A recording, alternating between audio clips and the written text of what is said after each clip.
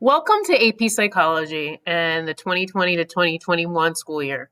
I'm Miss Lerner, and I'm going to be covering some of the expectations and guidelines of this class because the first week is asynchronous. So, AP Psychology is meant to be an introductory college psychology course. Okay.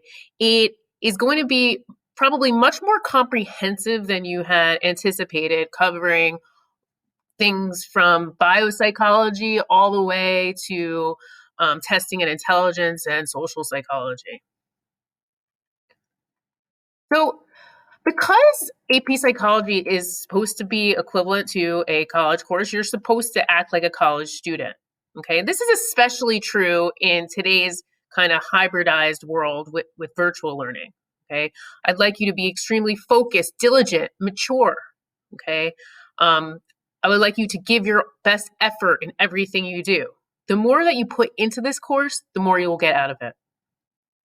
Okay, so what are my basic classroom rules? You'll see I really like puns, so I always say mind your P's because these are all start with P. Be prompt, okay? So be ready to learn when the class begins. Sign immediately into your device, okay? If you're at home virtually, be on Google Meet, okay? When the class starts, we will have one Google Meet class code for the entire year, and it's in your class. It's directly linked to your classroom. Secondly, be prepared. Okay, have your materials with you. No due dates. Okay, you're responsible for work missed if you're absent. Okay, notes, assignments, film clips. Be polite and positive. Okay, we're going to be going over many controversial topics in this class, and we are going to need to be extremely tolerant and have a sensitivity to others' experiences than our own. And lastly, be productive. Aspire to do your best work each day. Okay, so what are we going to go over in this class? Okay, first of all, the history of psychology and the methods domain. Okay, so we have to start at the beginning. Where did psychology come from? How do we run a psychological experiment? What are other types of research designs besides experiments that we use when we can't necessarily manipulate one variable versus another? And based upon all of those research findings, what do we know about human behavior?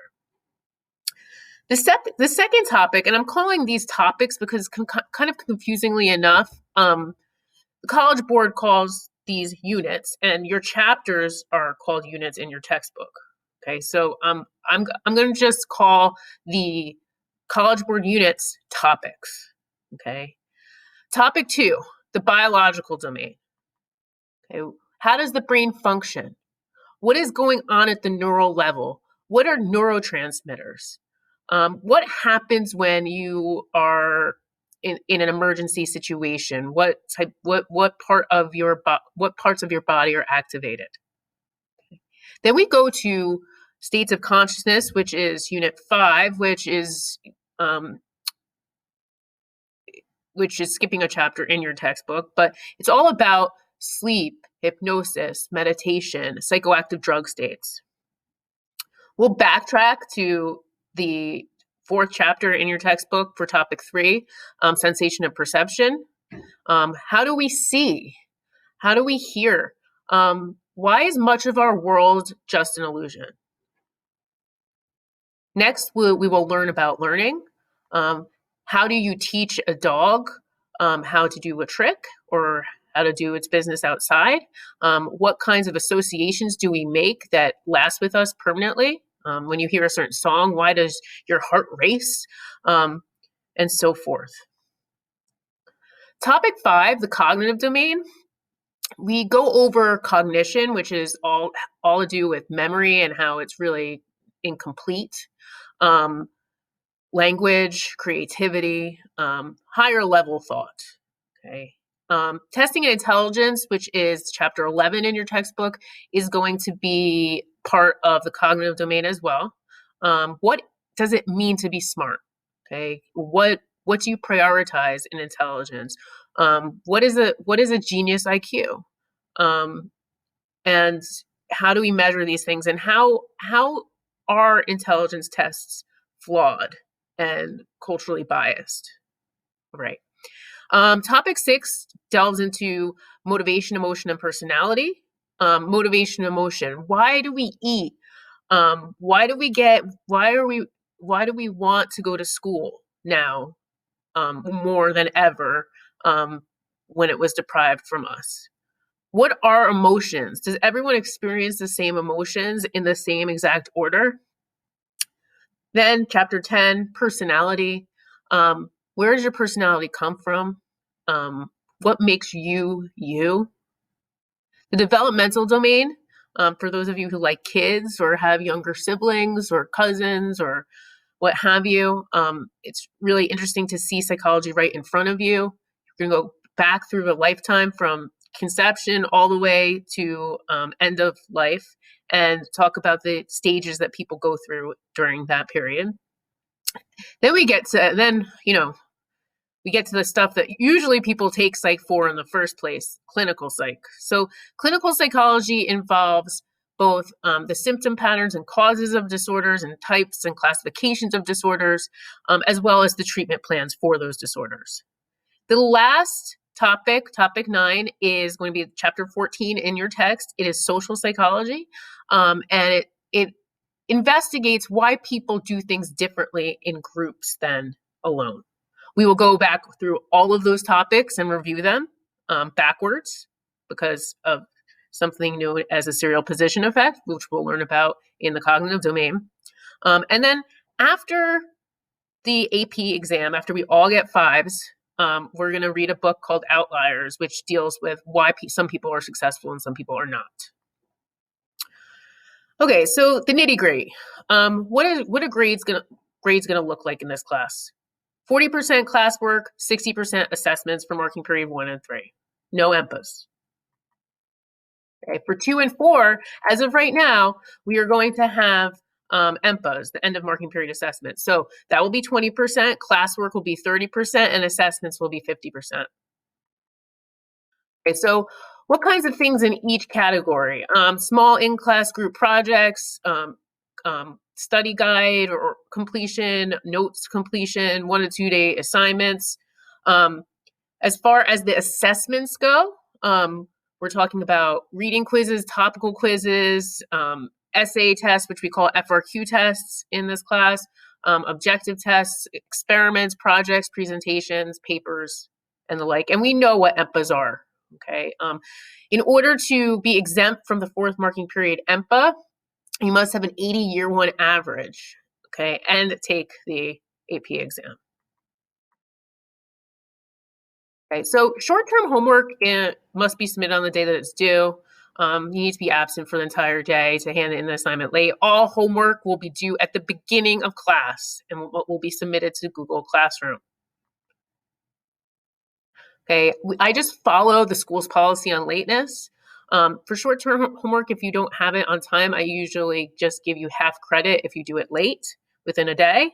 For long-term and major assessments, you're going to have 10% deduction for 3 days. And then if you don't turn it in on turnitin.com, it's going to be an additional 10% deduction until it becomes a 0 after 3 days. Okay, if you're in school on a due date but absent from class, the assignment should be submitted really by the start of the class period. Okay. So, big topic in today's online schooling world, academic integrity. I'm going to tell you, I'm not dumb. I know that people will be Googling the answers for tests and quizzes and what have you. However, I will tell you also that you're not going to get anything from this class if you cheat. People walk away from this class saying that it changed the way that they look at the world. Do you want to change the way you look at the world, or do you want to just Google your answers? I mean, I guess it's up to you. So Of course, unless I tell you that you can work with someone on an assignment, I'm looking for different answers to things like viewing guides. And I shouldn't, when I go back through the Google Doc version history, I definitely shouldn't see that you just cut and pasted from someone else's assignment. Those are all violations of academic integrity. As we move forward in this digital world, I'm sure that I'll even, encounter violations of academic integrity that I hadn't even thought about previously. I just want to push forth the idea that school is a valuable experience for the knowledge that you gain from it. Sure, the grades are excellent too, but when you prioritize the grades, something happens called over-justification in psychology. And it just means that when you put an extrinsic motivator on something like a grade, you lose the intrinsic value of the assignment, like the learning of material. Okay, so the more grades you get, psychologically speaking, the less you like that subject. Okay, I try to strike a good balance. I try to use psychological principles to my advantage throughout this course. Any academic integrity violation will be reported to my supervisor, and we'll deal with it then. There are going to be serious penalties for academic integrity violations, including notification of colleges and so forth. Okay, so what do I need for class? A fully charged device, your digital notebook, which hopefully you will have set up by the end of the week, a folder for handouts in the event that I am feeling very motivated and I want to give you an actual physical copy of something, and a writing utensil. Okay. So what texts are in this course? Obviously your textbook, five steps to a 5. And we have other visual texts like Discovering Psychology, The Secret Life of the Brain, Inside Out, and Outliers, A Story of Success. We will also probably watch Silver Linings Playbook. Inside Out, I know, is a great movie, the animated one. Inside Out in this context actually goes along with our textbook. It's a educational series. Okay, just so you're aware, you do not need to bring your books to class. In fact, when you get your books, please bring them home and keep them at home in the event that we have to go virtual. Oh, this got messed up. Let me oh man. Okay, I'm just gonna stop it for a second. So how have students performed on the AP exam for the 7 years that I've taught the class? Whether you know it or not, the best score that you can get that typically gives you college credit on the AP exam is a 5. 4 and 5 are great scores. 3 is still passing. 2 and 1 are not passing. Okay, and you can see here, by far the most kids, 215 kids, got 5s. Okay, 154 4s, 91 3s, 39 2s, and 23 1s.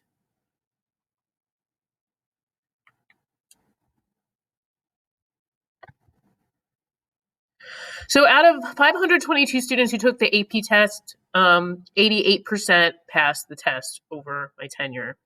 71%, so almost 3/4, scored a 4 or 5. And approximately 41% of students scored a 5, which is the best score. So almost half of students scored a 5. Ideally, passing the AP exam allows you to save money and time. Okay, so I've been talking a lot about expectations for you. I want to talk about my expectations for myself. So here's my pledge. I will trust you until you give me reason to do otherwise. I will respect you as long as you respect me. I'll be a resource for you if you're having difficulty with the material, okay? Whether it's, we're connecting virtually or in person, working through stuff. I'll provide you with feedback as quickly as possible.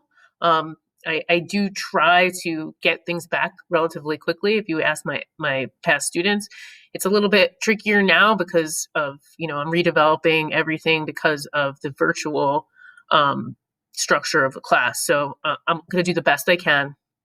And I'll include a variety of assessment types so that all learners have a chance to succeed. So maybe you're not excellent at multiple choice tests. So we're going to have subjective tests like essay tests and maybe projects and, seminars and what have you.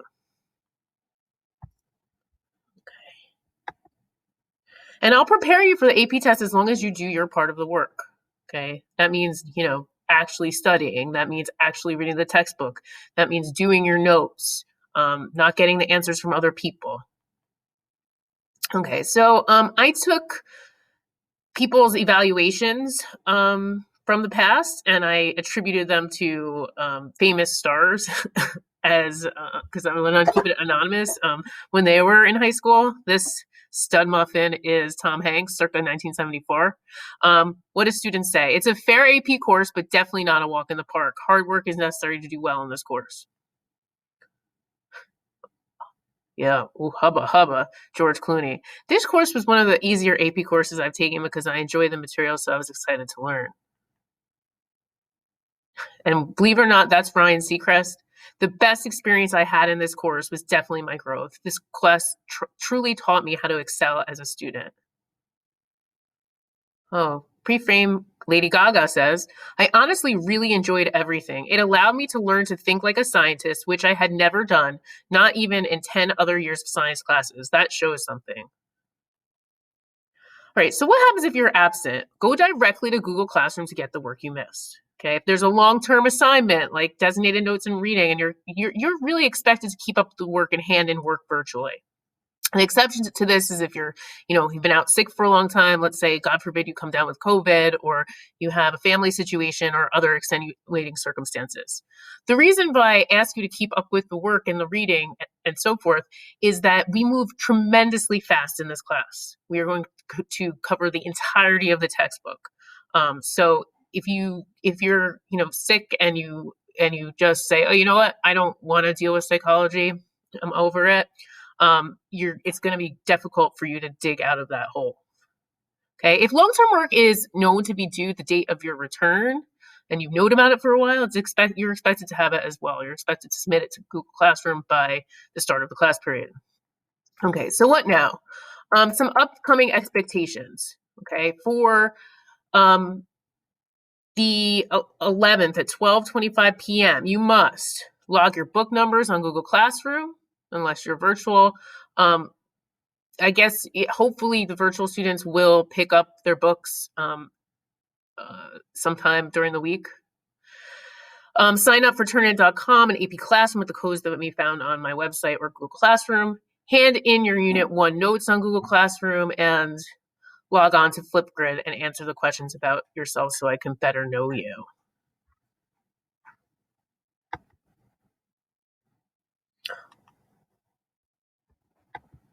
Also, I would like you to watch the Screencastify video on Unit 1, Module 1. Okay, so that is just me going through the beginning of the textbook for Unit 1, Module 1. What else? For Monday, the 14th, you should complete the summer assignment on Flipgrid. So you had a little bit of practice with Flipgrid in terms of introducing yourself. There'll be a set of questions on Flipgrid that you are supposed to answer, assuming the role of the psychologist that you were assigned. Likewise, during Monday's class period, you should be prepared to respond to other people's Flipgrid presentations with factual information about your psychologist. You can refer to a 4x6 index card if you would like. I know it was originally supposed to be a seminar. However, I'm just trying to figure out this new virtual atmosphere, and hopefully it will work. I hope that throughout the year, we give each other a lot of grace in the sense that we're both learning together.